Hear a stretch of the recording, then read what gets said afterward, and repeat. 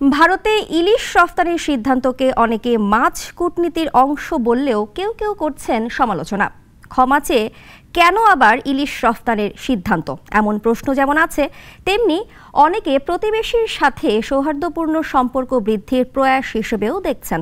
মৎস্য উপদেষ্টা বলছেন, ভারতের বিশেষ অনুরোধে দুর্গাপূজায় ইলিশ রফতানির অনুমতি। বিস্তারিত আনোয়ার হোসেনের রিপোর্টে।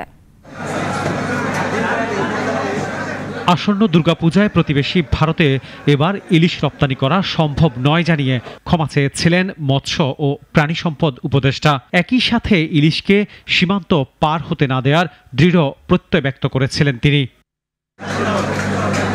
আবার বিগত সরকারের আমলে ভারতে ইলিশ রপ্তানির সমালোচনা করে ফেসবুকে পোস্ট দিয়েছিলেন অন্তর্বর্তী সরকারের আইন উপদেষ্টা। তবে সরকার তার সিদ্ধান্ত থেকে সরে এসে প্রতিবেশী ভারতকে ইলিশ দেওয়ার সিদ্ধান্ত নেয়। এতে করে আলোচনার ঝড় উঠে সামাজিক যোগাযোগ মাধ্যমে। অনেকে শেয়ার করেন আইন উপদেষ্টার দেয়া পোস্ট, আবার অনেকে প্রশ্ন তোলেন কেন আগে না দিতে পারার জন্য ক্ষমা চেয়ে এখন রপ্তানির সিদ্ধান্ত নেওয়া হলো। দেশের মানুষকে না খাইয়ে বাইরে পাঠানো আমি কোনো মতে অ্যাপ্রুভ করি না। মৎস্য ও প্রাণী সম্পদ উপদেষ্টা সকালে সচিবালয়ে জানিয়েছেন, দুর্গাপূজা উপলক্ষে ভারতের বিশেষ অনুরোধে বাণিজ্য মন্ত্রণালয় ইলিশ রপ্তানির অনুমতি দিয়েছে। ভারতের যারা মৎস্য ব্যবসায়ী এবং বাংলাদেশের মৎস্য ব্যবসায়ী তারা একটা অনুরোধের প্রেক্ষিতে এটা বাণিজ্য মন্ত্রণালয় দিয়েছে। এর সাথে মৎস্য ও প্রাণী সম্পদ মন্ত্রণালয়ের কোনো সম্পর্ক নেই। এই নিয়ে সাধারণ মানুষও দেখিয়েছেন মিশ্র প্রতিক্রিয়া।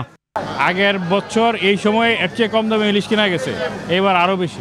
কিন্তু 1 কেজি ইলিশ যে কিনে নিয়ে খাবো এই সমর্থ আমাদের সাহস কোলাচ্ছে না। গরিব মানুষ খাইতে পারবো না।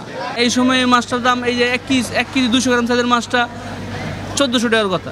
একটা মাছ কিনলে 1500-1600 টাকা ভরে টাকা কয়টা মাছ কয়জনে খাইতে পারে। এখন বর্তমান নদীতে মাছ নাই, আবার এর কদিন আগে যে জতুবান গেছে। তবে সরকার ইলিশ রপ্তানির সিদ্ধান্তকে সঠিক বলেও মনে করেন অনেকে। তারা বলছেন, মাছ কূটনীতির যে ধাক্কা সেটি সরকার কাটিয়ে উঠবে।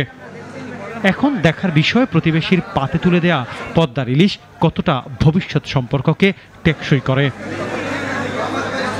আনোয়ার হোসেন, নাগরিক, ঢাকা।